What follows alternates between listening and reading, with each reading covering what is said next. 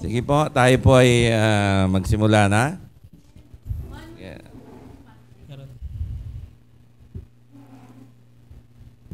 Manalangin po muna tayo. Aming Amang Diyos sa langit, sa oras na ito, kami ay lumalapit sa iyo, humingi ng iyong gabay sa aming pong pagpupuri, Panginoon, sa iyo. Salamat po, O Diyos, sa iyong awat biyaya at pagtatakip ng banal na dugo ng aming Panginoong Yesua, na siyang dahilan upang kami ay makalapit sa iyong banal na trono. Sa iyong awat biyaya, ikaw lang pong maitaas maluwalhati sa bawat bahagi po ng aming programa para sa iyong kaluwalhatian. Sa pangalan lamang ng aming Panginoong Hesukristo. Amen. Praise God.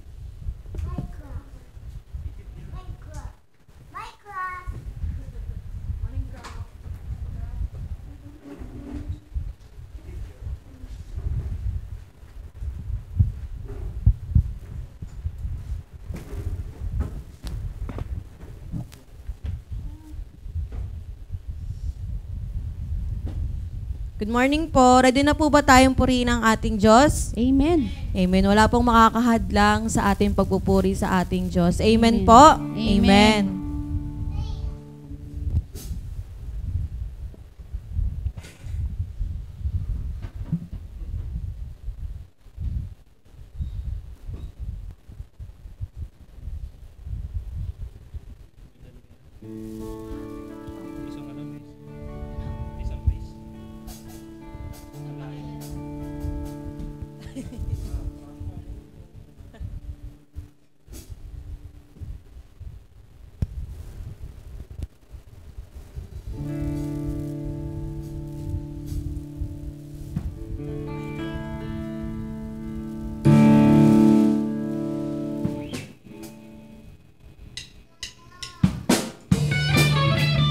Lord, kayo po'y malayang-malaya na.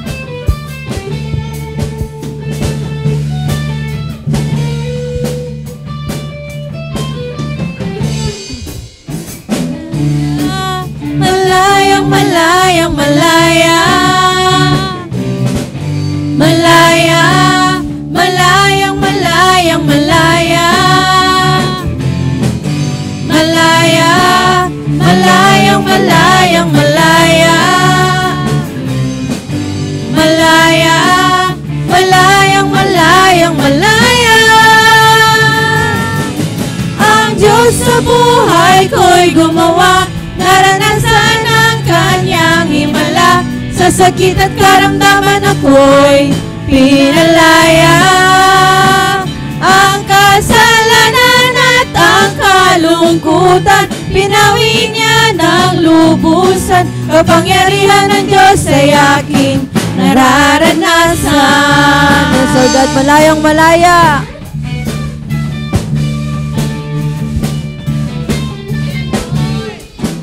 Malaya, malayang-malayang malaya. Malaya, malayang-malayang malaya. Malaya, malayang-malayang malaya. Malaya, malayang-malayang malaya. Ang Diyos sa buhay ko'y gumawa, naranasan ang kanyang himala. Sa sakit at karamdaman ako'y pinalaya. Ang kasalanan at ang kalungkutan, pinawi niya ng lubusan. Kapangyarihan ng Diyos ay aking nararanasan. Malayang sumigaw, malayang sumayaw, malayang lumundag, malayang lumipad. Malayang sumigaw, malayang sumayaw, kapangyarihan ng Diyos ay aking nararanasan. Malayang sumigaw, malayang sumayaw, malayang lumundag, malayang lumipad. Malayang sumigaw, malayang sumayaw, Kapangyarihan ng Diyos ay aking nararanasan. Kapangyarihan ng Diyos ay aking nararanasan. Kapangyarihan ng Diyos ay aking nararanasan. Yes, Lord God, tayo malang malaya na.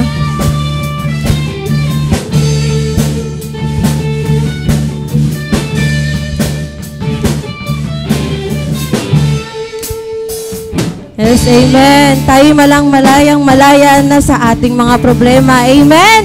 Amen.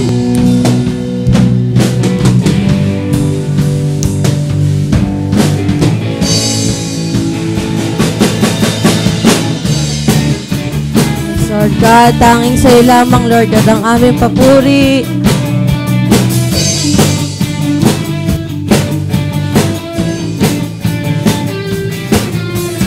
Pagpupuri, pagsamba, tanging sa'yo lamang. Diyos na makapangyarihan, magpakailanman. Ang pag-ibig mo'y sapat sa kanino man. Pagkat di ka nagbabago, magpakailanman. Ika'y aking sasambahin, ngalan mo'y sasambitin. Pagkat pag-ibig mo ang siyang mahalaga sa'kin. Sa gitna ng kalungkutan, ika'y papupurihan. Pasasalamatan magpakailanman. Yes, oh God. Pagpupuri, pagsamba, tanging sa'yo lamang. Diyos na makapangyarihan, magpakailanman. Ang pag-ibig mo'y sapat sa kanino man. Pagkat di ka nagbabago, magpakailanman. Ngalan mo'y sasambahin, ngalan mo'y sasambitin. Pagkat pag-ibig mo ang siyang mahalaga sa'kin. Sa gitna ng kalungkutan, ika'y papupurihan. Pasasalamatan magpakailanman. Yes, Lord God. Ika'y aking sasambahin, ngalan mo'y sasambitin. Pagkat pag-ibig mo ang siyang mahalaga sa'kin. Sa gitna ng kalungkutan, ika'y papupurihan. Pasasalamatan magpakailanman. Ika'y aking sasambahin, ngalan mo'y sasambitin. Pagkat pag-ibig mo ang siyang mahalaga sa'kin. Sa gitna ng kalungkutan, ika'y papupurihan. Pasasalamatan magpakailanman. Pasasalamatan magpakailanman. Pasasalamatan magpakailanman. Pasasalamatan magpakailanman. Yes, Lord God, thank you, Lord. Yes, Lord God.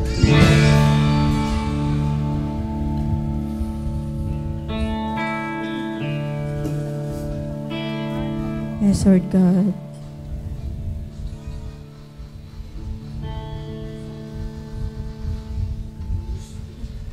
Tuloy ka namin, Panginoon, na pinupuri, Panginoon, at sasambahin, Panginoon.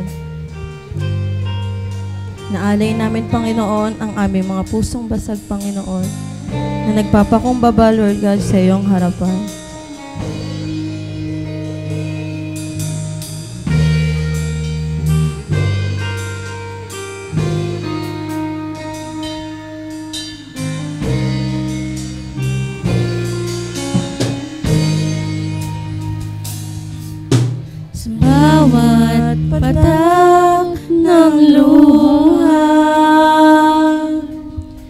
sa aking kahinaan.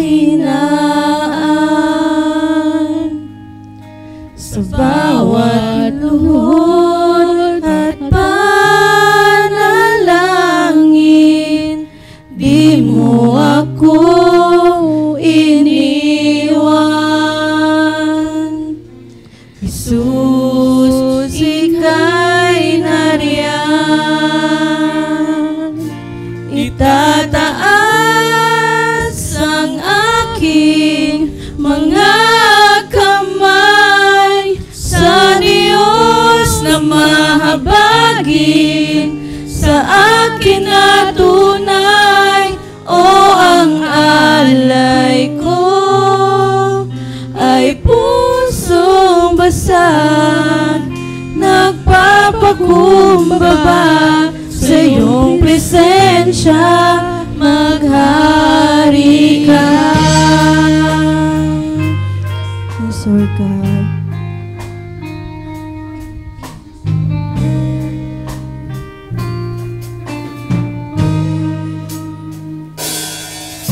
Sa bawat tanong ng buhay, suliraning di maintindihan,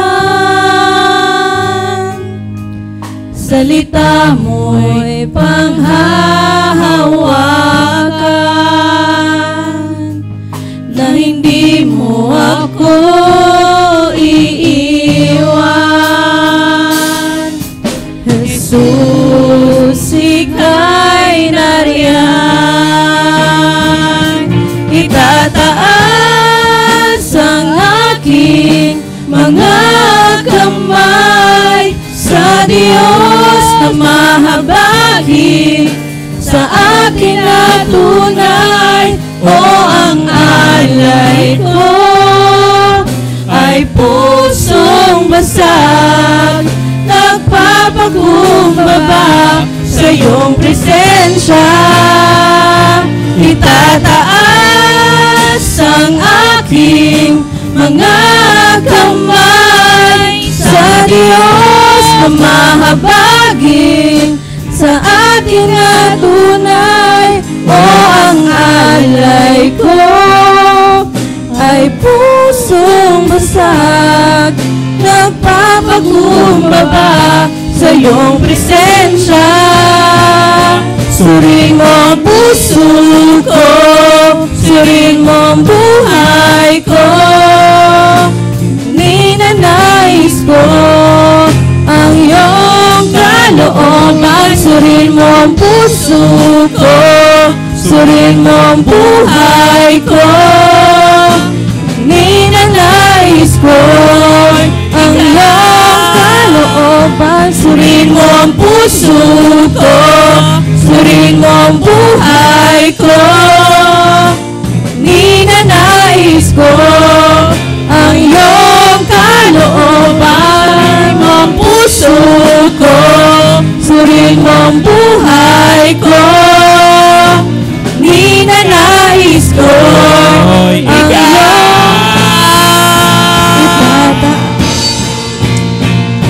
itataas ang aking mga kamay sa Diyos na mahabagin, sa akin na tunay. O ang alay ko ay pusong basag, nagpapakumbaba sa iyong presensya.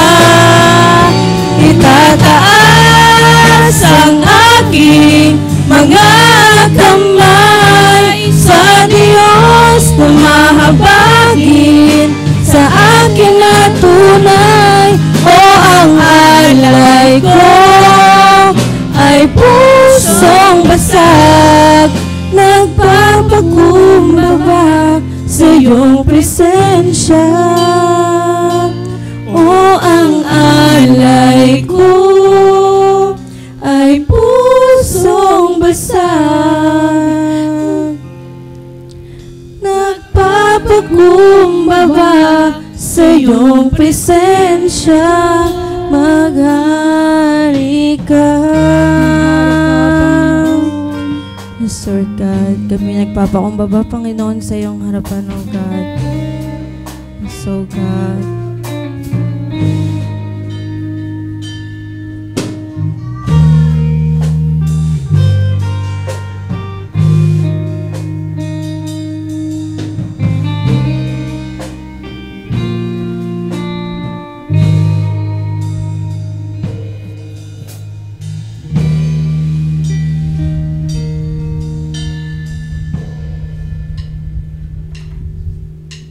Yes, O God. Ikaw ang aming kapahingahan, Panginoon. Ikaw ang aming kaligtasan, Panginoon, na aming nararanasan sa aming buhay, O God.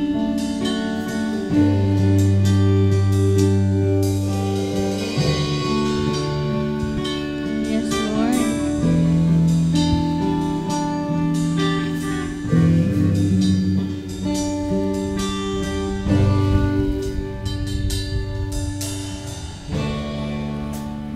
Una pa lang, ako ay inibig mo.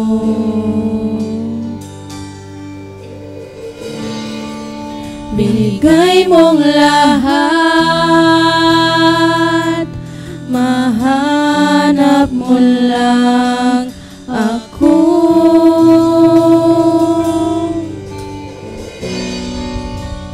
Kapahingahang nasumpungan,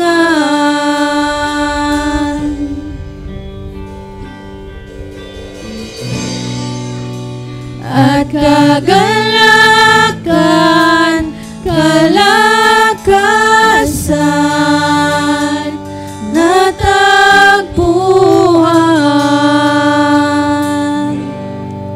Hinanap ako ng pag-ibig mo,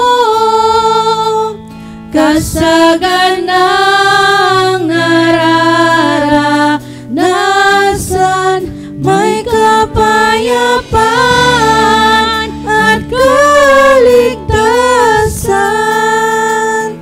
Jesus, ikaw ang kapahingahan ko. Yes, Lord God. Pag-ibig mo ay sobrang kay tamis, O God.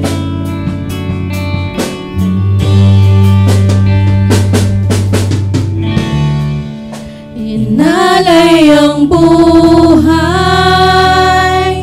pag-ibig na tunay.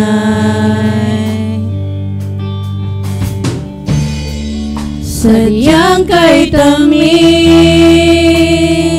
kagandahan mo'y magpakailanman. Hinanap ako ng pag-ibig mo, kasaganang nararanasan, may kapayapaan at kaligtasan. Jesus, ikaw, Jesus, hinanap ako ng pag-ibig mo, kasaganang nararanasan, may kapayapaan at kaligtasan. Jesus, ikaw ang kapahingahan ko.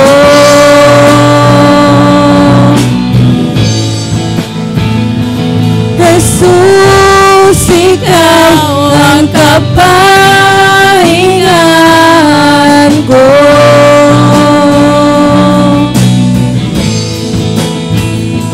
Jesus, ikaw ang kapahingahan ko. Yes, O God.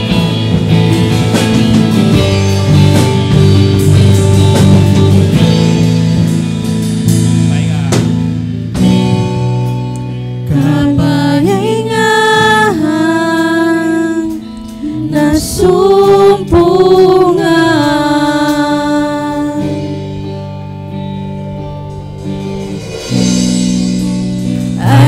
kagalakan, kalakasang natagpuan. Hinanap ako ng pag-ibig mo, kasaganang nararanasan, may kapayapaan at kaligtasan. Jesus, ikaw, Jesus, hinanap ako ng pag-ibig mo, kasaganang nararanasan, may kapayapaan at kaligtasan. Jesus, ikaw ang kapahingahan ko. Yes, oh God. Jesus, ikaw ang kapahingahan ko.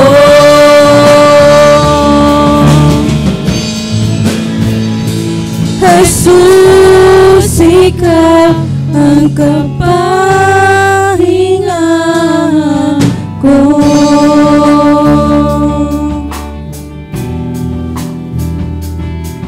So God, yes, Jesus.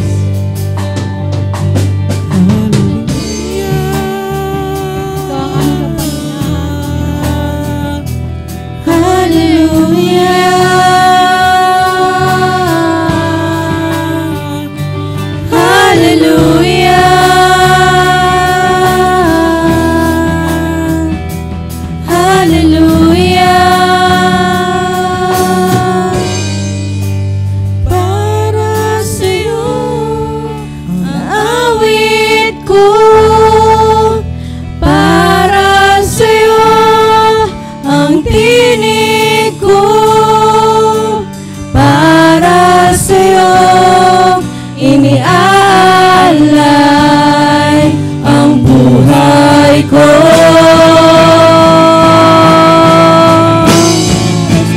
Para sa'yo ang awit ko. Para sa'yo ang tinig ko. Para sa'yo inialay ang buhay ko.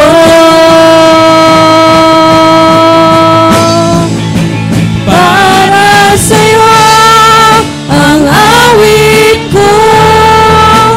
Para sa'yo ang tinig ko. Para sa'yo inialay ang buhay ko.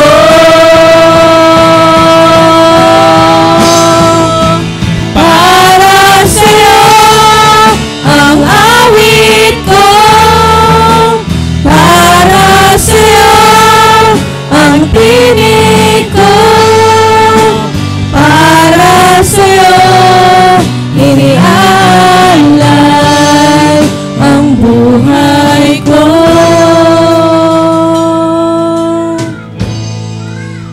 Para lang sa'yo.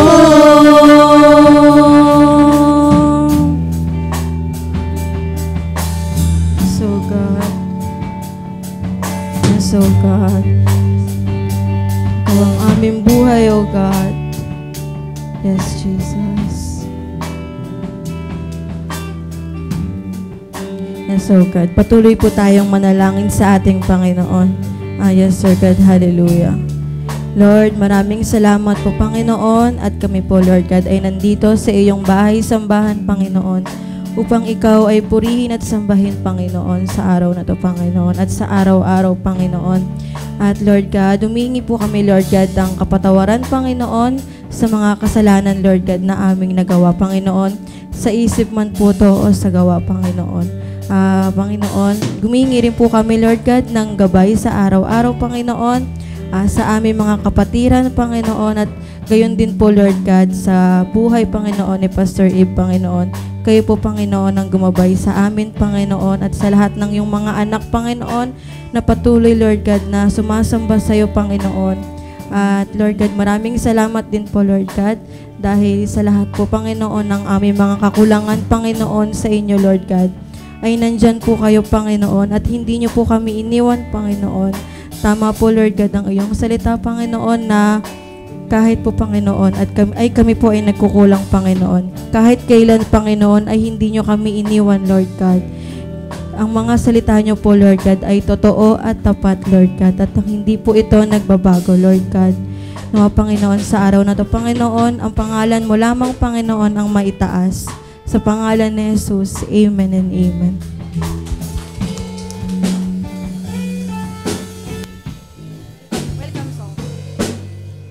Tayo pong lahat ay tumayo para batiin ang bawat isa.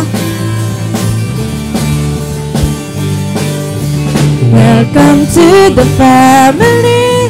We're glad that you have come to share your life with us. As we grow in love and maybe always be to you. We're glad the family always there. To be strong and to lean on. May we learn to love each other more than each new day. May words of love be our lips in everything we say. May the Spirit melt our hearts and teach us how to pray, that we might be a true family. Welcome to the family. We're glad that you have come to share your life with us. As we grow in love and may we always be to you. We're glad would have us be a family always there. To be strong and to lean on. To be strong and to lean on. To be strong and to lean on. Yes, Lord.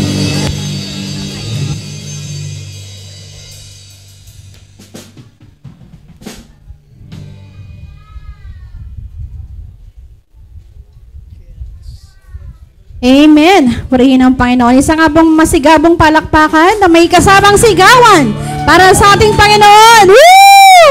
Parang wala pa. isa pa nga po ulit. Ready, go! Woo! Hallelujah. So, salamat po sa Panginoon na tinanggap po ng Diyos ang ating mga papuri. Papuring awitin para sa ating Panginoon. Lahat po ba ay mga anak ng Diyos? Sino po ang mga anak ng Diyos? Sino pong hindi anak ng Diyos? Sino ang anak ng... Merong anak ng Diyos, merong hindi anak ng Diyos. Hallelujah. Paano po ba tayo naging anak ng Diyos? Sige nga po. Bakit yun nasabi na kayo ay mga anak ng Diyos? Ay, very good talaga. Nag-Bible school talaga si Kuya. Ayan, sabi po dito, sa John 1:12, sabi niya, subalit ang lahat ng tumanggap at sumampalataya sa Kanya ay binigyan niya ng karapatang maging mga anak ng Diyos. Kaya po tayo ay mga anak ng Panginoong Jesus. So, purihin po ang Panginoon. Dumako na po tayo sa ating announcement. Yan, every Sunday po, nagpapatuloy po ang ating gawain at may prayer meeting po tayo online. Medyo umiiba-iba lang po minsan ang schedule pero tuloy pa rin po yan. And syempre po, meron tayong face-to-face na prayer meeting din. Nag-start po kami last Tuesday. So sa lahat po ng gustong umattend po ng prayer meeting every Tuesday, 7 o'clock, welcome po ang lahat. Pwede po tayong mag-invite ng mga kaibigan po natin dito. Dito po sa church ginagawa, sa lugar po natin. At syempre po, Saturday Outreach po Ministry sa Rosarito, 5 p.m. Associated Bible Studies, Saturday, 12 p.m. outreach fellowship sa Cavite po. Second Sunday po, 3 p.m. meron daw po tayong parang Christmas party po, Pastor. Tama po ba? So Christmas party po. So yung gustong umattend po sa Christmas party po doon sa outreach natin sa Cavite, mag-prepare na po kayo ng pamasahe at saka yung mga pamasko po. Yan. So purihin ang Panginoon. walang umiti. Walang umiti. Tsaka every third Saturday, for the month po, meron tayong kasama mga kababaihan naman po ito. So palakasin po natin ang faith natin sa pamamagitan po ng pag-encourage sa ating mga kananayan. Minsan po 'di ba, may mga problema tayo na hindi natin na-share dito sa Sunday kasi limited lang po yung time natin. So syempre pagdating natin dito, meron tayong praise and worship, meron tayong pakikinig sa salita ng Panginoon. Kulang na po yung time natin. So dito po natin makikilala ang bawat isa. So magpapalakasan tayo ng loob, lahat ng mga nanghihina, lahat ng mga may mga problema kasi minsan hindi natin alam, akala natin okay lang si kapatid, pero pala may mga pinagdadaanan. So doon po natin kamustahin yung bawat isa. Syempre po meron tayong kantahan, meron tayong pakikinig din syempre sa salita ng Panginoon, hindi po yun mawawala. At syempre po, meron tayong pagkain na pagsasalusaluhan po. So wala pong age limit ito. Pwede po kahit mga youth, basta mga babae po. Grupo ng mga kababaihan po, mga kananayan at saka yung mga youth na mga babae. Pwede kayong mag-invite ng mga classmates ninyo. So, sa mga high school students po natin. So, yan lang po. Purihin ng Panginoon. Dumako na po tayo sa ating testimony. Sino po ang gusto mag-testify sa kabutihan ng Panginoon? Meron po ba? Si Sister Arian tumayo na po.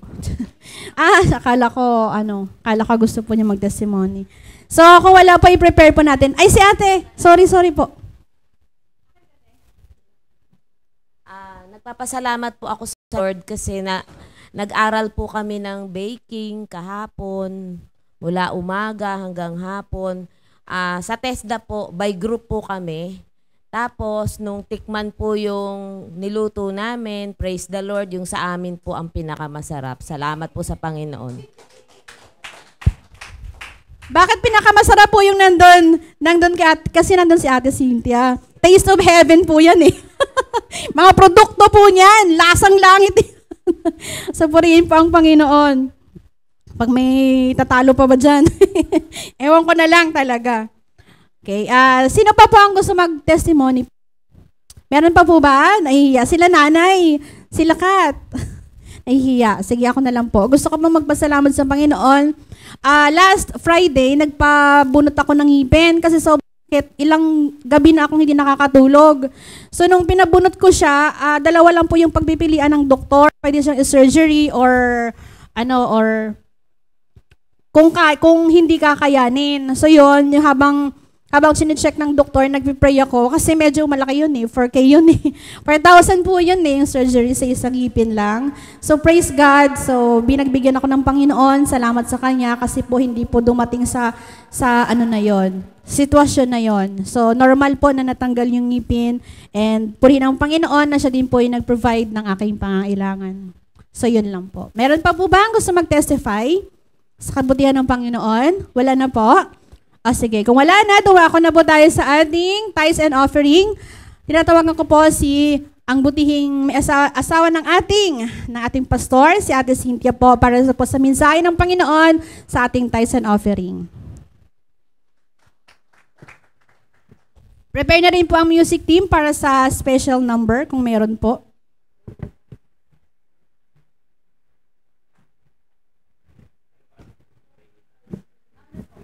Okay, basahin po natin ang salita ng Diyos ukol sa tithes and offering po. Malakay 3:10. Ready na po ba kayong mag-tithes? Ready na po nating bang dalahin ang ating pagmamahal sa Panginoon? Amen po ba? Kasi ang tithes daw ay pagdadala ng pagmamahal natin. Pagdadala kasi binibigay natin sa Panginoon. Okay? Siya po ang pinakamahal natin. Bukod po sa ating asawa, mas mataas pa po siya. Okay? Isnabin niyo po muna yung mga husband niyo and wife. Ang Lord po ang pinakamataas na pagmamahal. Okay, ito po, Malakay 3:10. Bring the whole tithes into the storehouse, so that there may be food in my house. And test me now in this, says the Lord of hosts, if I will not open for you the windows of heaven and pour out for you a blessing until it overflows. Hindi po ba kayo na-excite na mag-overflow yung blessing? Hindi po ba? So unahin po natin ang Panginoon. Ang sabi po, bring, hindi po give. Kasi po yung bring, sa Kanya po yun, hindi po sa atin. Kaya hindi po ginamit yung word na give. Sa Panginoon po yun. Tayo po nga po sa Panginoon, tipo po ba? Siya po yung nag-create sa atin. Lahat po ng blessing ay galing po sa Kanya. Pati po yung talino, yung kakayahan natin sa paghahanap buhay, lahat po yun ay galing sa Lord. So wala pong atin. Lahat po yun ay galing sa Panginoon. Ngayon, isang kurot lang po yung tithes, 10%.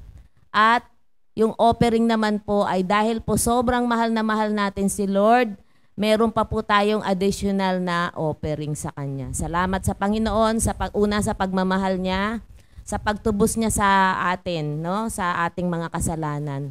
Hindi lang daw kasalanan, pati mga sakit, kahinaan, weaknesses, lahat po yun ay kinuha na ng Panginoon dun sa krus ng Kalbaryo. Salamat po talaga. Ang Lord po ang unang nagmahal, minahal niya po tayo nung tayo po ay nandun po sa kadiliman. Di po ba? Nung nandun tayo sa dilim, nandun tayo sa kasalanan, kinuha po tayo ng Lord at dinala niya po tayo sa kaliwanagan. Salamat sa Panginoon. Pag-pray na po natin ng ating offering and tithes and offering. Panginoon naming Diyos, aming Ama, thank you Panginoon. Salamat po talaga at inoffer mo po ang iyong bugtong na anak upang tubusin po ang aming mga kasalanan, Panginoon. Hindi po namin ito kayang gawin, Panginoon, kahit po anong kabutihan ang gawin namin, kulang pa po ito talaga, Panginoon. Ngunit salamat po sa pagtubos mo, Panginoon. Amin pong dinadala ang aming pagmamahal sa iyo, dito sa iyong paanan, Panginoon. Naway ito po ay maging mabangong samyo, mabangong offering at tithes po. Naway ito po ay maging makatulong po sa aming iglesia sa pagpapalago po ng iyong gawain, Panginoon. At naway, i-bless mo po, Panginoon, ang mga taong nagbigay at i-bless mo rin po ang mga taong hindi pa nagbigay ng hanap buhay, Panginoon. Naway magkaroon po sila ng pagkakakitaan, Panginoon, at naway maging faithful po sila sa pagbibigay sa iyo. Salamat po, Ama. In Jesus Christ's mighty name, Amen.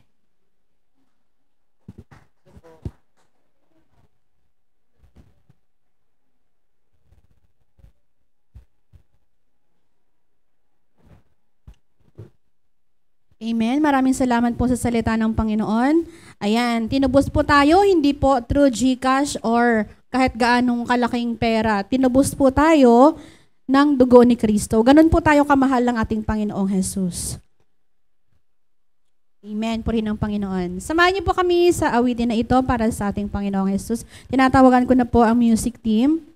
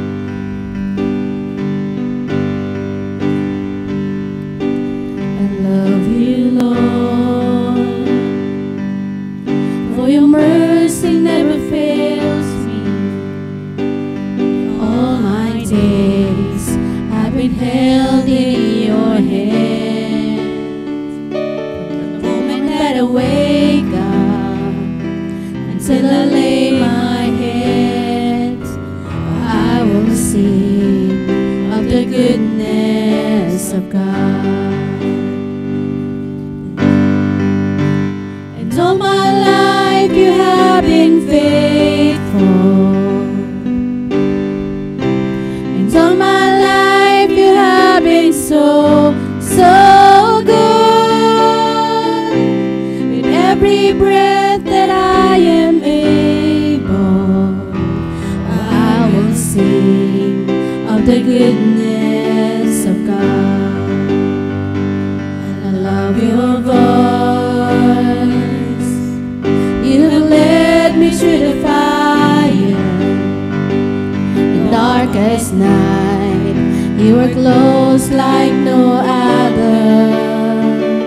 I've known you as a father, I've known you as a friend, and I have lived in the goodness of God. And all my life you have been faithful. And all my life you have been so, so good. With every breath that I am able, oh, I will sing of the goodness of God. And all my life you have been faithful. And all my life you have been so, so good. With every breath that I am able, oh, I will sing of the goodness of God. 'Cause your goodness is running after me. Your goodness is running after me. With my life laid down, I surrender now. I give you everything. Your goodness is running after me. Your goodness is running after me. My life laid down, I surrender now.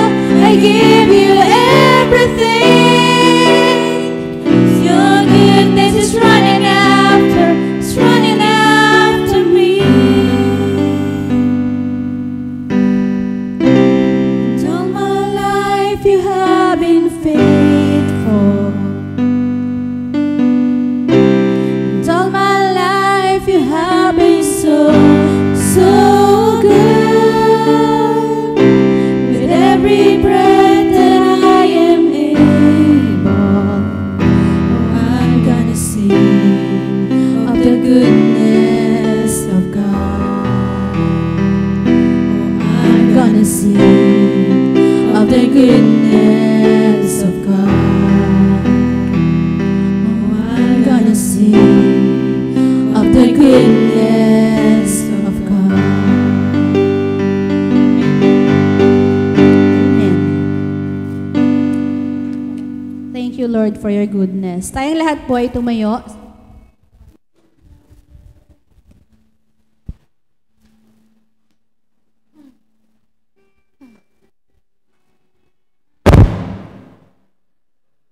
Lahat po tayo magsitayo.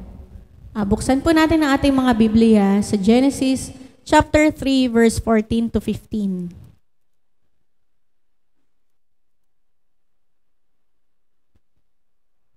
Verse 14, At sinabi ng Panginoong Diyos sa Ahas, sapagkat ginawa mo ito, ay sumpain ka ng higit sa lahat ng hayop, at ng higit sa bawat ganid sa parang. Ang iyong tiyan ang ilalakad mo, at alabok ang iyong kakainin sa lahat ng mga araw ng iyong buhay. At papagalilitin ko ikaw at ang babae, at ang iyong binhi, at ang kanyang binhi. Ito ang dudurog ng iyong ulo, at ikaw ang dudurog ng kanyang sakong. Purihin ang Diyos sa pagkabasa ng kanyang banal na salita.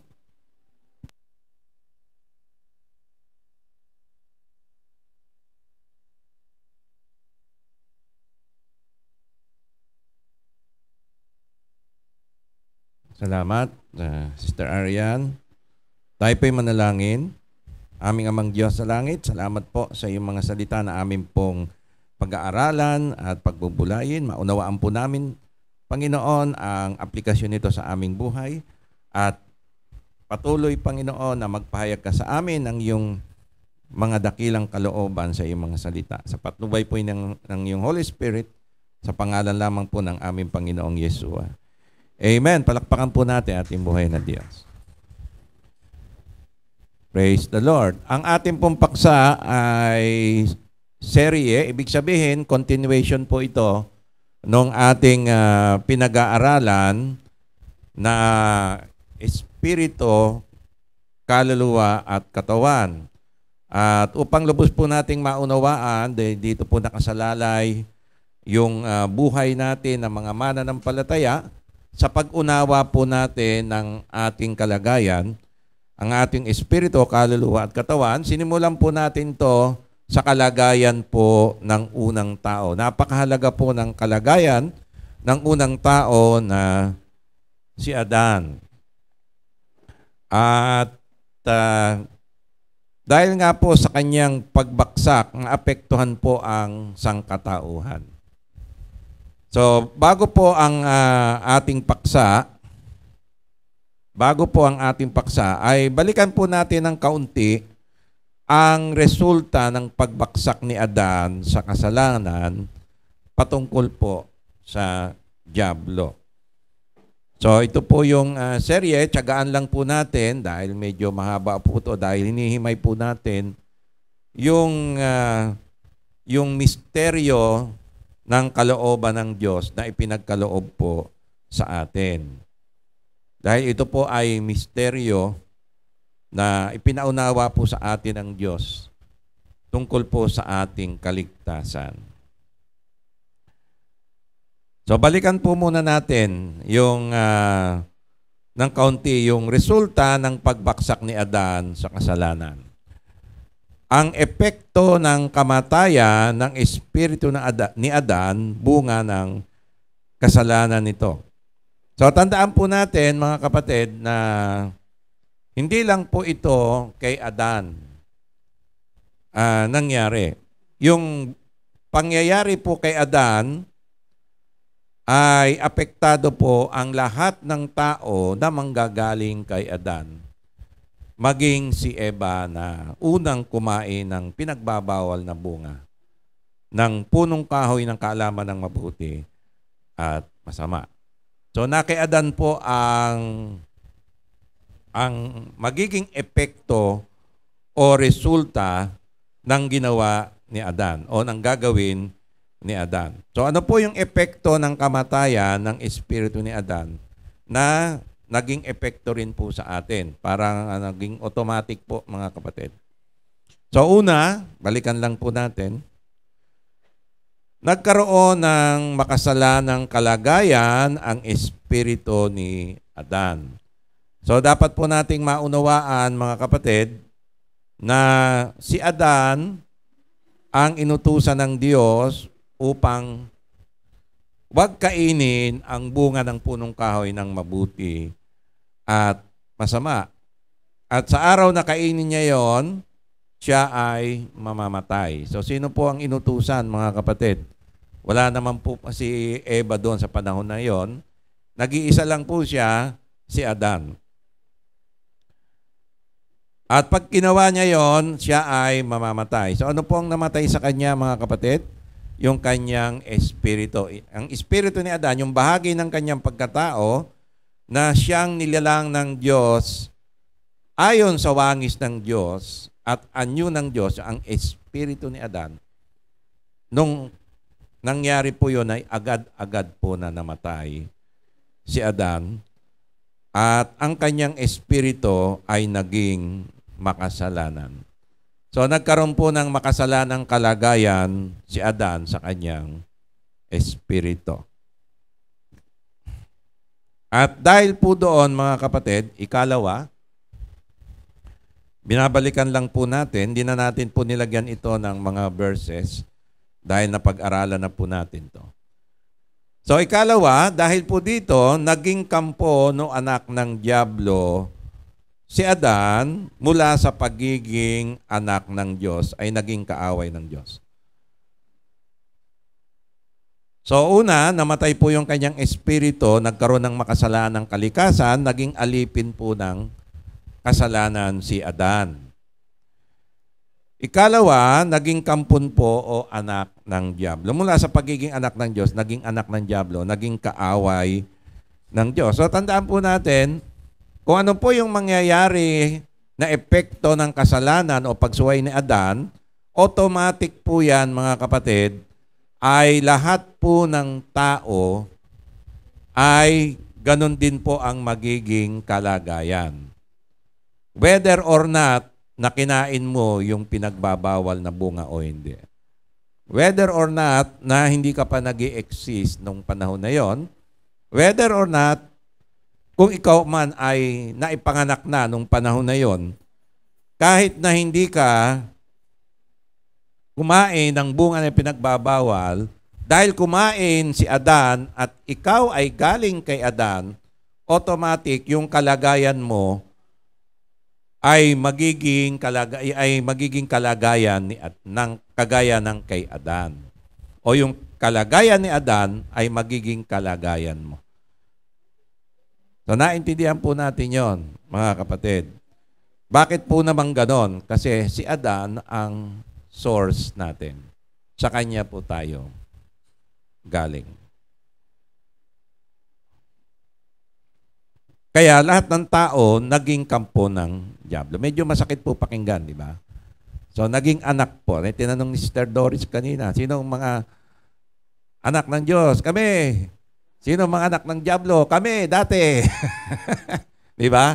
Oh, kung tatanong mo, sino yung dating anak ng diablo? Kami. Oh, sino ngayon yung anak na ng Diyos? Oh, kami. Oh, di ba? Dalawa, tataas kamay mo, parehas, mga kapatid. Ayan.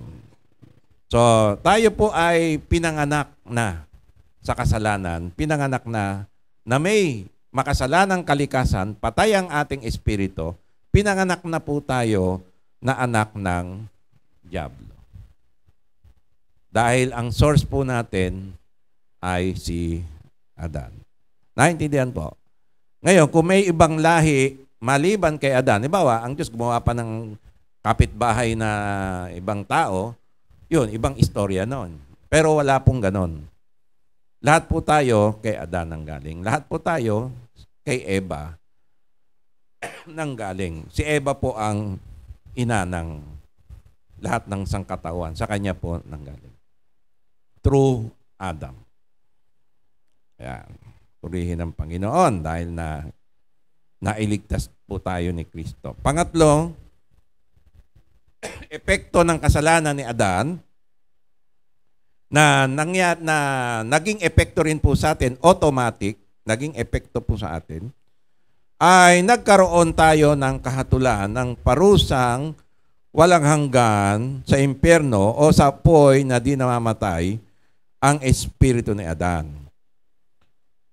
So, ano po ang nangyari kay Adan, yung kanyang kinabukasan? Ang kanyang kinabukasan, eternity sa impyerno. Bakit po naman sa impyerno? Sapagkat ito po ang parusa ng Diyos. Sa kasalanan kay Adan, specifically, you will die. On that day, you will die. So kasama po sa kamatayang ito, yung hatol ng kanyang espiritu sa dagat-dagatang apoy. Which is, naunawaan po natin nung una, ay inihandaya ng Diyos hindi para kay Adan, kundi sa diablo at sa kanyang mga anghel. Subalit, ang tao, dahil po ay nagkasala, nadamay na po ang tao at doon na po pupunta ang tao. Walang hanggang kamatayan sa impyerno. Kaya po meron pong impyerno. Nalikha na po yan ng Diyos. Hindi na po yan babawiin ng Diyos. Created na po yan for purpose of eternal punishment sa mga pasaway at sumuway sa Diyos. At nadamay na po ang sangkatauhan. Ayan. So may magagawa po ba tayo, mga kapatid? Wala po tayong magagawa kasi pinanganak na po tayong ganito. Inborn na po ito, destiny na po yan. Kung wala pong magliligtas sa atin, diyan na po tayo pupunta. Kaya meron pong talata sa Biblia na kasabihan, i-enjoy mo na yung buhay mo rito sapagkat bukas ay nasa impyerno ka na. Diba? I-enjoy mo na ang buhay mo ngayon because tomorrow you will die in hell. You will spend eternity in hell. Yan po ang kalagayan ng tao. Epekto po yan ng kasalanan ni Adan. Okay, naintindihan po natin mga kapatid. Hindi lang po kay Adan may epekto yung ginawang kasalanan ni Adan. Yung ginawang kasalanan po ni Adan ay nagkaroon din po ng epekto kay Satanas. Nagkaroon din po ng epekto kay Satanas. Sa pagkakasala po ni Adan ay meron pong epekto. Pero yung epekto na ito ay hindi po yung epekto na kagaya sa atin. Medyo pumabor po ito sa dyablo. Medyo in favor of Satan ay parang sa kanya ay maganda ang epekto ng pagkakasala ni Adan. Ano po ang naging epekto? Ano ang epekto ng ang nakamit ni Satanas sa pagkakasala ni Adan? Ayan. So, hindi lamang tayo ang nagkaroon ng naapektuhan, di ba? Si Satanas din. Pero medyo maganda yata para sa kanya yung epekto. Una, nagkaroon siya ng kapangyarihan ng kamatayan. Nagkaroon siya. Ito po ay review na lang. Di na po natin babalikan yung mga verses. Pero yan po yung supporting natin. Hebrew 2:14. Sinabi po dyan na ang dyablo, Satanas, ay may kapangyarihan ng kamatayan. Siya po ay may power to kill, to steal, kill, and destroy. Yan po ang dyablo. Ngayon, pag hindi po natin naintindihan yan, madalas po sasabihin po natin, bakit ang lahat po ng masama nangyari, kamatayan, disgrasya, kanino po natin sinisisi, di ba? Sa Diyos natin sinisisi. Hindi po natin naintindihan na ang dyablo ay may kapangyarihan ng kamatayan. Ang Diyos po ay buhay. Ang sa dyablo po ay kamatayan. Yan. Kaya lang medyo hindi po ito masabi ng pastor, di ba? Sa burol, pwede po ba natin ang ating mahal sa buhay ay namatay po sakit na cancer at yan po ay sa dyablo kaya siya po ay pinatay ng dyablo. Hindi po natin, di ba? Sinasabi lang po natin ay nasa Panginoon na. Pero sa totoo lang ay ang dyablo po ang pumatay. Maging ang mga Kristiyano nung araw ay ang dyablo rin po ang pumatay, di ba? Lahat po ng mga apostol ay dyablo po ang pumatay. Wala po silang normal death. Lahat po sila ay na-persecute at pinatay po at pinahirapan ng dyablo. Bakit po nagkakagano? Kasi meron pong kapangyarihan ang dyablo ng kamatayan. Dati po, nung bumaksak po ang dyablo sa kasalanan, binaksak po siya sa lupa, wala po siyang kapangyarihan dito. Wala po siyang power of death. Wala po. Hindi niya po pwedeng kantiin ng tao. Hindi niya pwedeng bigyan ng sakit o bagyuhin o bigyan ng disgrasya ang tao. Ang kaya lang pong gawin ng dyablo, dahil ito po ay, ang mundo po ay pinagkatiwala ng Diyos kay Adan, At si Adan po ang naghahari-hari dito sa mundo, hindi ang dyablo. Wala pong power, wala pong death nung panahon na yon.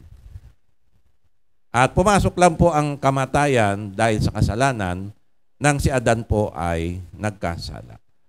At ang ginawa lang po ng dyablo, ginamitan lang po niya ng deception. Wala pong siyang power kundi mandaya. Manling lang, mang-scam. Yan po ang dyablo. Subalit, nung nagkasala po si Adan, iba na. Nagkaroon na po siya ng destructive power dito sa mundo ng tao. Nagkaroon na po siya ng power of death. Kaya sabi ni Kristo, the thief comes only to steal, kill, and destroy humanity or mankind. Yan po ang sabi ng ating Panginoon, John 10:10. Subalit si Kristo ay naparito pang magbigyan tayo ng buhay sa kasaganahan nito. So baliktad po ang dyablo at ang ating Panginoong Yeshua. So ito po ang nangyari. Ikalawa, nagkaroon po siya ng kaharian. At nasaan ang kaharian ni Satanas? Nakita po natin, ang kaharian po ni Satanas sa Luke 4:5-7, pinakita ng dyablo sa ating Panginoon nung tinutokso niya ang Panginoon. Pinakita niya ang karangyaan ng mundo, ang mga kaharian ng mundo, which is nasa kanya. Sabi niya ay binigay na sa akin ito. So nung una, wala pong kaharian ang dyablo, Satanas. Ang mundong ibabaw, ito po ay kaharian binigay ng Diyos, pinamahala ng Diyos sa tao, kay Adan. Subalit, nung nagkasala po si Adan, somehow nailipat po, na-transfer po sa kanya yung rights. Hindi po ownership, rights lang po. Ibig sabihin ng rights, syempre, ikaw yung mamamahala dyan. Ikaw may karapatang kung anong gusto mong gawin, di ba? Rights yan eh. Pero hindi ikaw yung may-ari. Hindi po yung ownership. Yung rights po ay na-transfer mula kay Adan, napunta po sa dyablo, yung rights. So, naging kaharian po. Umabot po ang kaharian ng dyablo sa second heaven. Kasi 3 lang po ang langit. Wala pong 7th heaven. Third heaven, yun na po yung kaharian ng langit ng Diyos. Nandun na po yung luklukan ng Diyos, mga anghel, trono niya. Yung first and second heaven, ito po yung created heavens ng Diyos sa creation. Yung first heaven, ito po yung hangin. Dito po tayo humihinga. Ito po yung ating atmosphere. Yan yung first heaven. Nililiparan ng mga ibon, ng eroplano. Yung outer space, yung po nilagay ng Diyos, yung mga bituin, araw, buwan, yan po upang maging tanglaw ng tao, yan po yung second heaven. So umabot po dyan yung paghahari, kaharian ng dyablo, at nandyan po yung kanyang mga anghel, mga hukbo. Up to the second heaven. Ngayon, bakit di po natin nakikita yan? Miski po yung mga samang espiritu, mga demonyo, mga evil spirit, nandito po sa lupang ibabaw, di ba? Wala naman po sila sa impyerno. Nandito po sa lupang ibabaw. Kasi ito po yung kaharian ng dyablo, hindi po yung impyerno. Yung impyerno po, pag nabot ng dyablo, parusa po ang abot niya doon. Pati yung mga anghel, masamang espiritu, mga anghel na kasama niya. Kaya ang kaharian po niya nandito sa lupa at first heaven and second heaven. Nandito po yan. Kaya lang di natin nakikita kasi nga hindi pa nabubuksan yung ating third eye. Diba? Pero yung mga propeta nung araw, nasabi ko nga sa inyo, kagaya ni propeta Elijah, ay nakikita niya yung mga anghel at pwede rin makita niya yung hukbo ng dyablo kung papakita po ng Diyos. At yung mga pastor na nagbabantay po, nung gabi na pinanganak, nag-aalaga ng mga tupa, nung pinanganak si Kristo sa sabsaban ni Birheng Maria, ay pinakita po sa kanila, binuksan yung kanilang spiritual eye, nakita po nila yung hukbo ng langit na umaawit. Diba? Napakarami. Yan.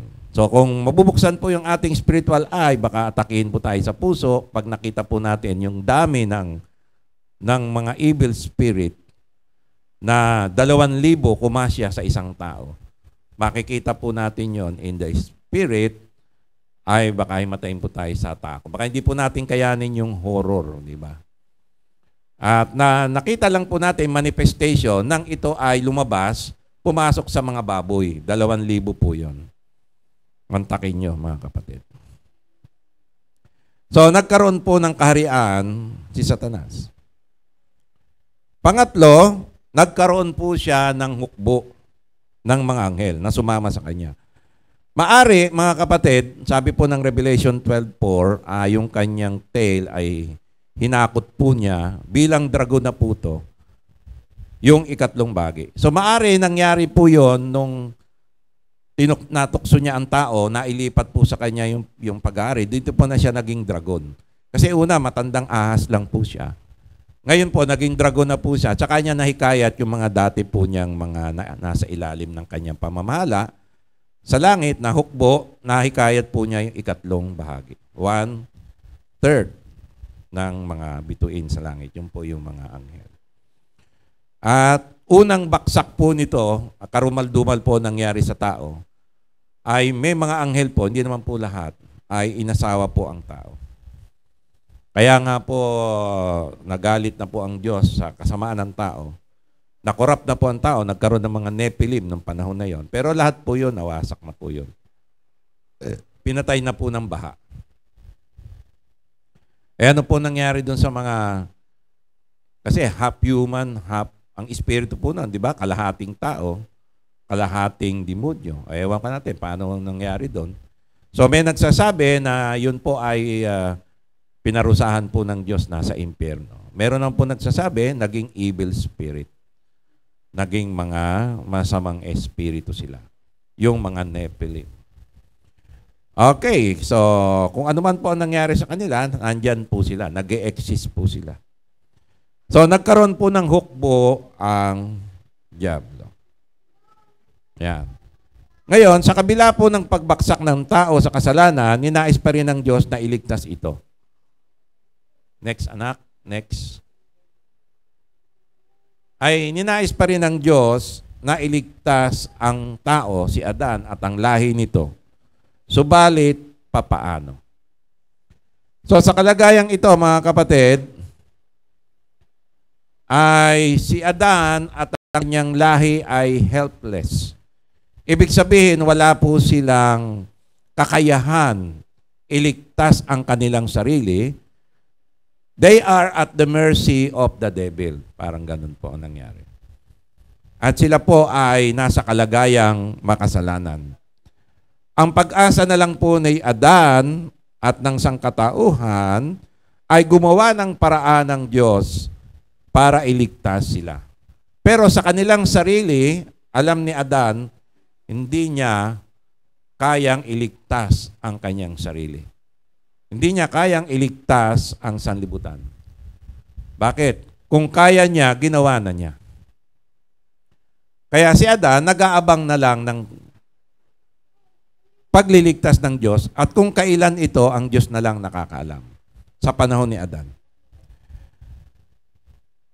So ang Diyos ay ninais pa rin. Paano natin nalaman na ninais ng Diyos na iligtas ang tao sa kasalanan at sa diablo?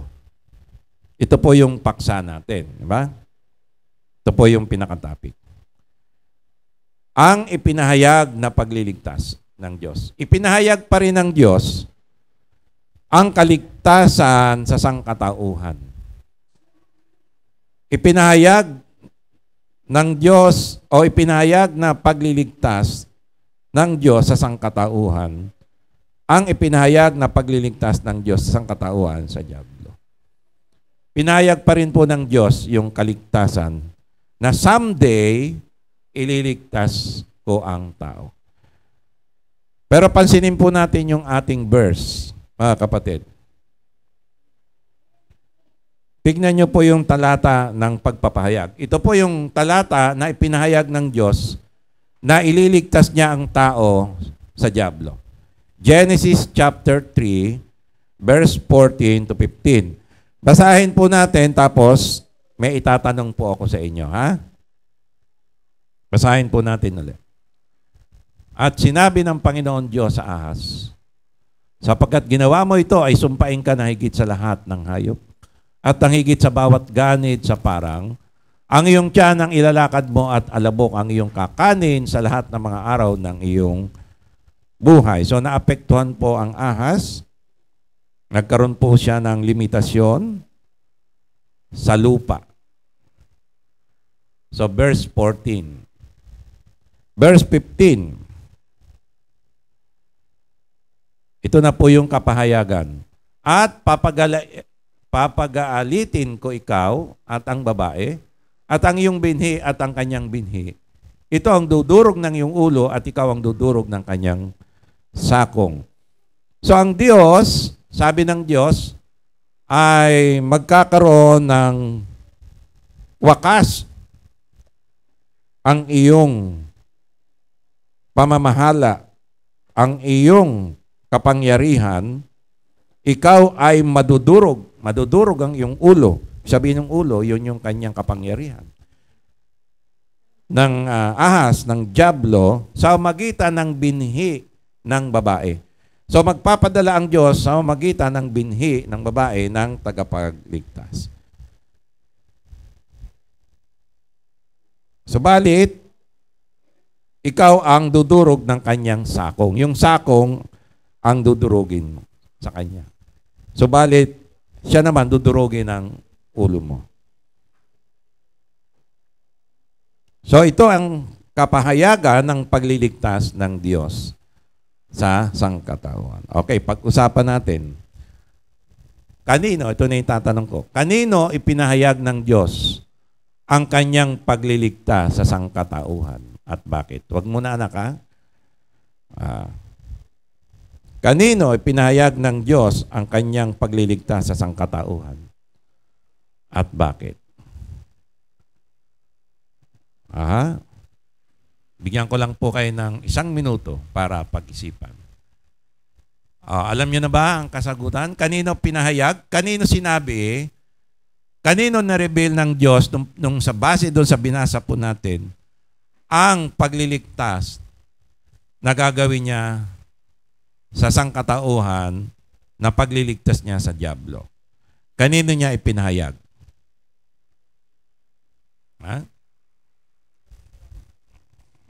Verse 13. Genesis 3 verse 14. Pakibalik nga anak. Yung verse 14, 15, sino ang kausap? Sino ang kausap ng Diyos? Yan. At sinabi ng Panginoong Diyos sa ahas. Kamangha-mangha, mga kapatid, ang kapahayagan ng pagliligtas ng Diyos sa sangkatauhan ay ipinahayag niya hindi kay Eva, hindi kay Adan, kundi sinabi niya ito sa dyablo, sa ahas, sa matandang ahas. The serpent of old. Ang tanong, bakit? Balik tayo anak doon sa pag-usapan. Ang tanong, bakit? Bakit sa dyablo niya sinabi na ililigtas niya ang tao at hindi kay Adan at hindi kay Eva? Sa dyablo. Una, dahil sa dyablo tutubusin ng Diyos ang sangkatauhan. Parang sinasabi ng Diyos, nalinlang mo sila, nakuha mo ang tao, nakuha mo yung rights na kay Adan napunta sa iyo. Pero ito tandaan mo, Satanas. Sabi niya sa dyablo, sa matandang ahas. Ililigtas ko sila sa iyo. Dudurugin ko ang ulo mo sa magitan ng binhi ng babae. Hintayin mo lang. Diba? Kasi ang dyablo, tuwan-tuwa, nagpa-party siya, di ba? Nakuha niya yung mga anghel sa langit dahil meron na siyang power, di ba? Meron na siyang kingdom. Nagkaroon siya ng kaharian. Nahikayat niya na yung mga anghel. Ay sabi ng Diyos sa kanya, tandaan mo, madudurog ang ulo mo sa magitan ng binhi ng babae. Siya ang dudurog sa ulo mo. So darating ang panahon, ay magwawakas din ang iyong kapangyarihan. Sinabi niya yan sa Diablo.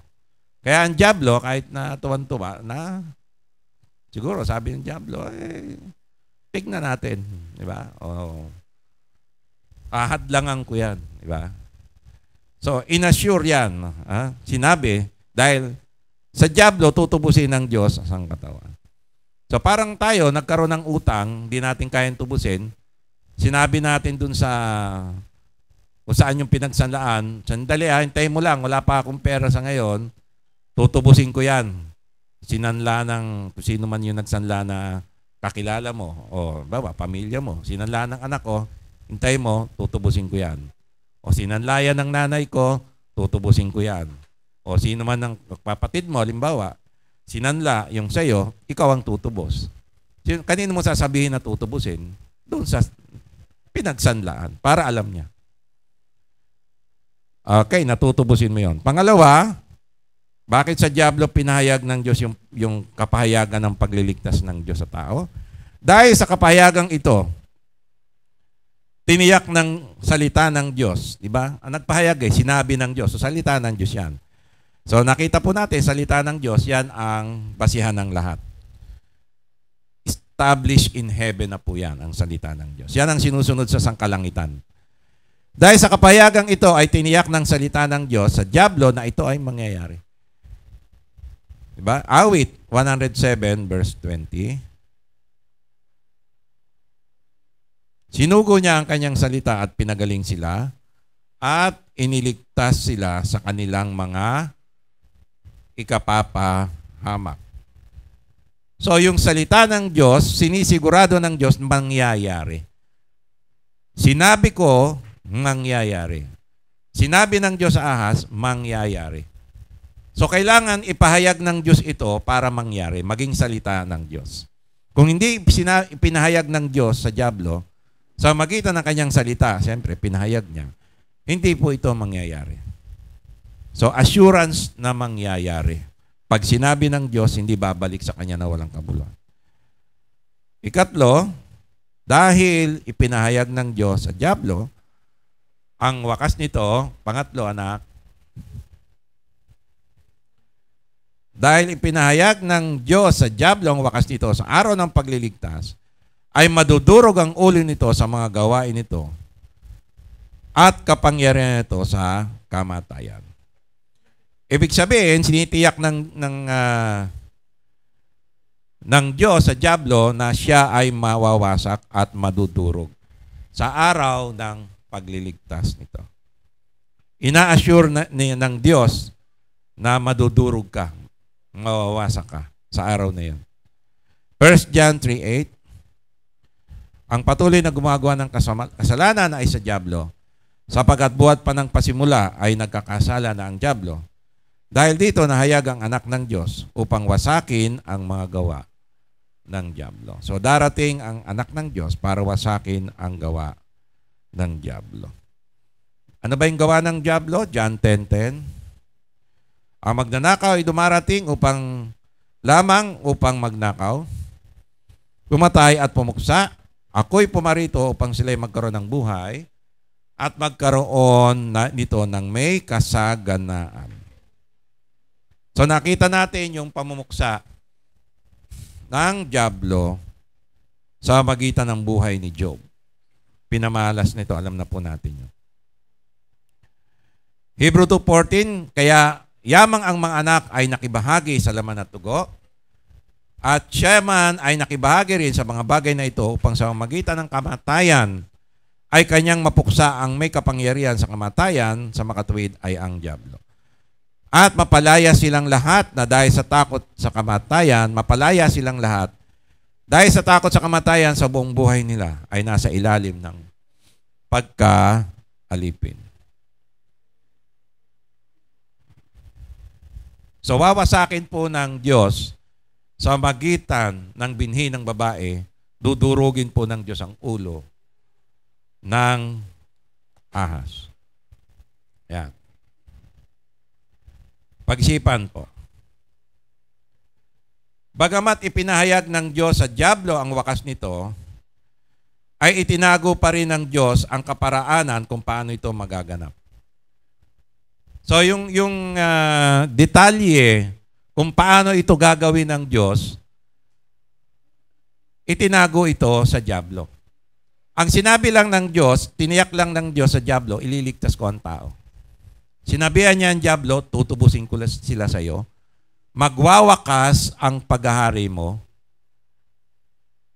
at ililigtas ko ang sangkatauhan at ito ay tinitiyak ng aking salita. Dahil sinabi ko ito, mangyayari. Ayan, abangan mo lang.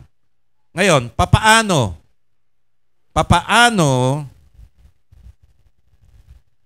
ililigtas ng Diyos ang tao? Papaanong paraan?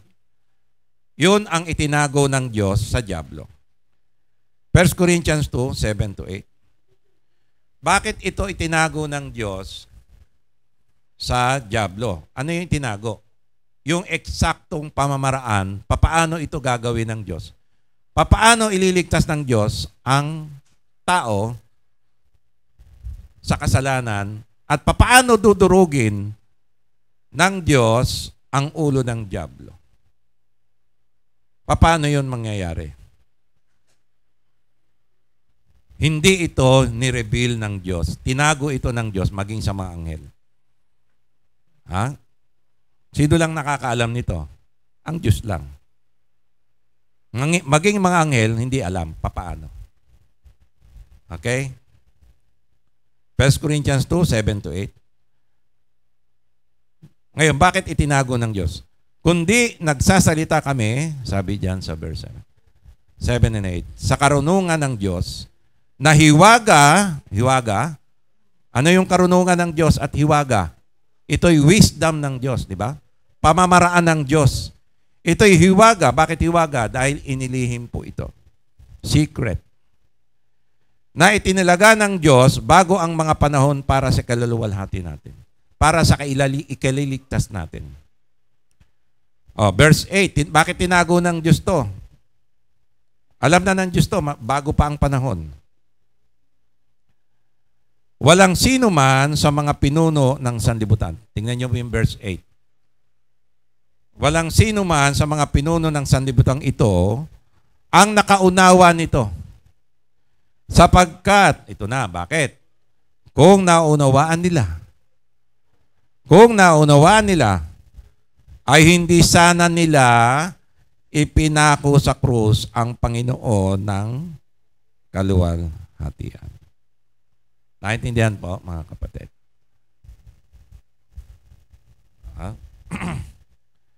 So, yung mga pinuno ng sanlibutan ito, mga Pariseo, Saduceo, Poncio Pilato, lahat sila, ang dyablo, siyempre, nasa likod nito, hindi niya sana pinasukan si Judas para maghudas. Diba? Para huliin si Kristo, at di niya sana sinusulan yung mga pare at maging si Poncio Pilato para hatulan ng kamatayan sa magitan ng pagpapako sa kahoy o sa krus ang ating Panginoon. Ngayon, kung alam lang niya yung kamatayan ni Kristo sa krus, magiging wakas ng dyablo, kung alam lang ng dyablo to, hindi niya gagawin yon. Bakit? Kasi kamamatay niya yon. Yun ang paraan ng Diyos. So, itong lihim na to, mga kapatid, ay nilihim ay hindi pinahayag sa dyablo. Kanino pinahayag ng Diyos to? Sabi sa Ephesians 3:9-10, at maliwanagan ng lahat ng mga tao kung ano ang pagiging katiwala sa hiwaga, kanino niya pinahayag yung hiwaga na ito? Na sa lahat ng panahon ay inilihim ng Diyos na lumalang ng lahat ng mga bagay. Nilihim ito ng Diyos. Kanino niya ipinahayag? Verse 10, upang sa magitan ng iglesia ay maipaalam ngayon sa mga pinuno at sa mga kapamahalaanan sa sangkalangitan ng iba't ibang anyo ng karunungan ng Diyos. So, paano niya ipinahayag? Kanino niya pinahayag ito? Pinahayag niya ito sa iglesia, sa mga anak ng Diyos. At ang iglesia naman, katawan ni Kristo, ang nagpahayag nito sa mga anghel, sa mga pinuno sa kalangitan. Kasama na ang dyablo. Kaya nung nalaman ng dyablo to, paano nalaman ng dyablo na talo na siya sa magitan ng iglesia o ng katawan ni Kristo, ang mga mananampalataya. Sa papaanong paraan? Sa pagpapahayag ng ebanghelyo. Romans 16:25, at ngayon sa Diyos na may kapangyarihan, magpatibay sa inyo ayon sa aking ebanghelyo at sa pangangaral ni Jesucristo ayon sa pahayag ng hiwaga na inilihim sa napakahabang panahon. So paano ito nalaman ng dyablo, ng mga anghel sa kalangitan? Sa magitan ng ebanghelyo. Ngayon, alam ng dyablo si Jesus yung binhi. Sinabi na ng Diyos sa kanya, may binhi ng babae. Hindi naman tanga yung dyablo eh. Alam ng dyablo yon, ito na yung binhi. Kaya, maliit pa lang si Jesus, sanggol pa lang, sinubukan na ng dyablo, patayin si Jesus, sanggol pa lang. Naalala niyo po yung Christmas, di ba? Sa magitan ni Herod, Haring Herodes. Subalit, hindi yun ang paraan ng Diyos. Hindi yun ang panahon para mamatay si Kristo bilang sanggol. Inilihim ito. At ito'y pinayag sa magitan ng ebanghelyo ni Kristo. Pinayag natin. Ano yung ebanghelyo ni Kristo? Si Kristo'y namatay, inilibing, at nabuhay muli sa ikatlong araw. Noong nangyari ito, mga kapatid, naramdaman ni Satanas na siya ay bumaksak. Bumaksak siya uli. Unang pagbaksak niya, nung nagkasala siya, pangalawang pagbaksak niya, nung si Kristo ay nabuhay muli. Nang namatay sa krus at nabuhay muli, nalaman ng dyablo na wala na siya ng kapangyarihan. Winasak na ni Kristo yung kanyang kapangyarihan. At naghihintay na lang siya ng oras ng ikalawang pagbabalik ni Kristo para hatulan siya. Pero yung kaligtasan ng tao, natupad na. Nadali. Na-deceive din ang dyablo. Ang dyablo ay nadaya din. Parang sabihin nadaya, parang pangit pakinggan. Naisahan na lang. Naisahan ng Diyos, di ba? Hindi pinalam sa kanya yung planong ito. Kasi nga, pag pinaalam niya, nalaman yung sikreto na to, kahit mga anghel, di nga alam, hindi nila papatayin si Kristo. Pag hindi nila pinatay si Kristo, hindi tayo matutubos. Doon sa krus, hindi yung bilang bata, bilang sanggol. Kailangan isabit siya sa puno, ipakaw sa krus. Yun po yung mechanics. At sa ikatlong araw, ay mabuhay siya muli. Actually, yung pagliligtas ay nakasentro po talaga doon sa pagkamatay at pagkalibing. Yung pagkamatay ni Kristo at pagkalibing. Yung pagkabuhay ni Kristo, bunga po yun ng pagliligtas ng Diyos. Sa magitan po ng kamatayan ni Kristo, nabuhay po siya muli. Kaya yung pagkabuhay muli, bunga lang po yun ng kamatayan. Pero bahagi pa rin ng ebanghelyo. Ang talagang paraan ng pagliligtas ng Diyos sa atin ay yung kanyang kamatayan. Kaya sa communion, ipinapahayag natin yung kanyang kamatayan. Hindi natin inuulit, pinapahayag lang natin. Dahil ito ang paraan ng Diyos para iligtas tayo sa dyablo. Sa ating pagbubulay, ano ang pinakahiwagang ito na itinago sa mahabang panahon ng Diyos at inihayag pagdating ng tamang panahon? Ano po talaga yung hiwaga na ito? Hindi lang po ito yung si Kristo yung mamamatay, kundi meron pang nakatagong hiwaga. Ano po yung hiwaga na ito? Ito po yung resulta ng pagkamatay ni Kristo at ng kanyang pagkabuhay muli. Resulta ng pagkapako ni Kristo sa krus. Pagkalibing at pagkabuhay muli. Ito po yung hiwaga. Titus 1, 2, and 3. Sa pag-asa sa buhay, dito na po ako magtatapos, na walang hanggan, bago pa nagsimula ang mga panahong ito, ay ipinangako ng Diyos na hindi nagsisinungaling. Ito ay ipinangako ng Diyos na hindi nagsisinungaling. Verse 3, ngunit sa takdang panahon ay pinahayag ng kanyang salita sa magitan ng pangangaral na sa akin ay pinagkatiwala ayon sa utos ng Diyos ang ating tagapagligtas. Ano po yun? Ano po yung pinahayag na ito sa atin, yung misteryo na ito? Colossians 1:25-27. Ito na po yung pinakahuli. Ako'y naging ministro nito ayon sa katungkulang pinagkatiwala ng Diyos sa akin para sa inyo upang lubos na maipahayag ang salita ng Diyos. Ito na po yung hiwaga, verse 26. Ang hiwaga na nakatago sa lahat ng mga panahon at mga salinlahi, ngunit ngayon pinahayag sa kanyang mga banal. Ito na po. Sa kanila ay ninais ng Diyos na ipaalam kung gaano kalaki ang kayamanan at kaluwalhatian ng hiwagang ito. Napaka-glorious po ng hiwaga na ito, mga kapatid, sa gitna ng mga hentil sa atin. Ano po yung hiwaga na ito ng kaluwalhatian ito? Na, ito na po, ito'y si Kristo na nasa inyo na siyang pag-asa ng kaluwalhatian. Ito'y si Kristo na nasa inyo. Ano po yung pinakahiwaga na yon na hindi alam ng dyablo? Bukod dun sa pamamaraan ng pagliligtas ng Diyos sa atin.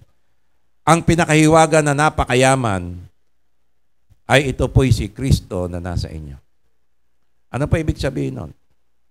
Si Kristo ay ibinigay ng Diyos sa atin upang ating matanggap. Hindi akalain ng dyablo na si Kristo ay tatanggapin natin. Si Kristo ay mananahan sa bawat tao na mananampalataya kay Kristo, natatanggap ng ebanghelyo ni Kristo. Si Kristo ay mananahan sa atin. Tandaan po natin, mga kapatid, hindi natin nakamit si Kristo nang tayo po'y namatay at pumunta sa langit. Doon lang po natin siya nakapiling. Mali po yun. Ang hiwaga po ng ebanghelyo, si Kristo ay nasa atin. Kaya nung tayo po ay nanampalataya kay Kristo, natupad po yung ebanghelyo, si Kristo po ay namatay para sa atin. At nung siya ay nabuhay muli, si Kristo ay nasaan po? Si Kristo ay nanahan sa atin. Si Kristo ay nasa akin, nasa bawat isa sa inyo, na nanampalataya sa Panginoon. Yan po ang hiwaga. Palakpakan po natin ang ating Panginoon. Hello, palakpakan po natin. Sa mga susunod, ay pag-aaralan po natin paano isinakatuparan ng Diyos ang hiwaga ng pagliligtas na ito na si Kristo ay nasa atin. Para matupad po yung hiwaga na si Kristo ay nasa atin ang pag-asa ng kaluwalhatian. Yan po yung ating pag-aaralan, yung eksaktong mechanics kung paano po nangyari na si Kristo ay nasa atin. Naintindihan po? Okay. Para lang po maintindihan nyo, ganito po yon. Bago tayo umawit ng doxology. Di ba si Kristo umakyat sa langit? Nung nandito po si Kristo, wala pong magawa ang dyablo, di ba? Talunan po siya. Hanggang umakyat po si Kristo sa langit. Ngayon, sino po naiwan sa lupa? Ito po ang misteryo. Si Kristo, bagamat umakyat siya sa langit, naluklok sa kanan ng Ama, nanatili po siya rito sa lupa. Nasaan po si Kristo ngayon, mga kapatid? Hello? Ang alam natin, nasaan? Umakyat sa langit. Totoo po yun, di ba? Nasa kanan ng Ama. Ano po yung isang hiwaga, mga kapatid? Nasaan po si Kristo ngayon? Ha? Nasa inyo. Nasa akin. So, ilan po si Kristo ngayon? Oh. Ha? Hindi. Nasa akin. Oh, ilan siya? Hindi, nasa akin eh. Nasaan siya? Nasa iyo. O, dalawa na. Nasa iyo rin, sister. Kung ilan yung mananampalataya sa mundo, yon si Kristo. Nandito. Ibig sabihin, si Kristo na ang nabubuhay sa mga mananampalataya So si Kristo ay nagmamanifest sa mga mananampalataya. Kaya si Kristo ay nakikita dapat sa mga buhay ng mga mananampalataya. So yun po yung misteryo na dapat alam po natin, si Kristo ay nasa akin. Ha? Hello? Si Kristo po talaga. Hello, naintindihan nyo? Hindi symbolical ha. Si Kristo po talaga nasa inyo. Nandito sa akin. Si Jesus Christ mismo. Nasa loob mo. Medyo hindi pa nagsisink in, di ba? Hindi pa natin naintindihan, di ba? Uy, nasa akin ba? Nasa akin. Kasama natin, nasa atin si Kristo mismo. Ito po yung misteryo na si Kristo ay nasa inyo, nasa akin. Nasa akin. Si Kristo mismo. Nandun din siya, nasa akin din siya. Yan po'y hiwaga. Palakpakan po natin ang ating buhay na Diyos. So, paano po nangyari yon? Pag-aaralan po natin sa susunod. Tayo po tayong lahat. Tayo po'y manalangin at tumayo po tayong lahat. Salamat po, aming Amang Diyos sa langit. Sa katotohanan itong si Kristo ay nasa amin.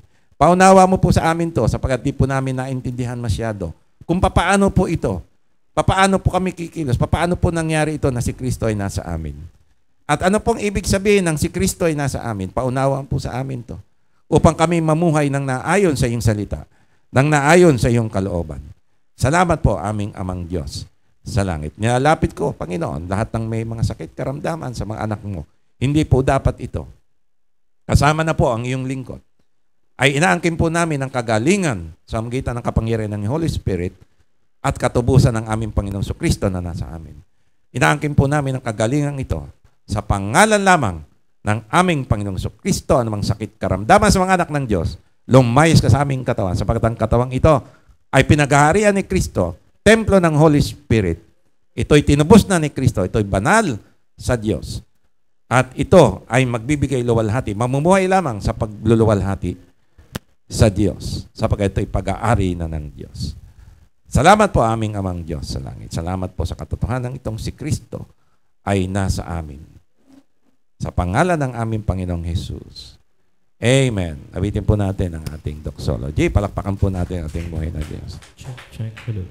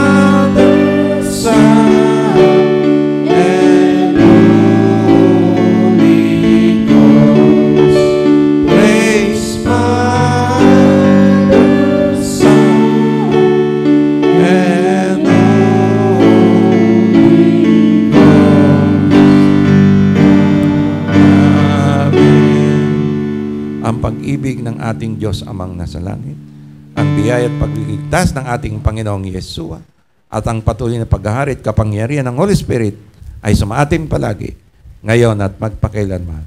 Amen. Amen. God bless you po. Pagpalain po tayo ng ating Panginoon.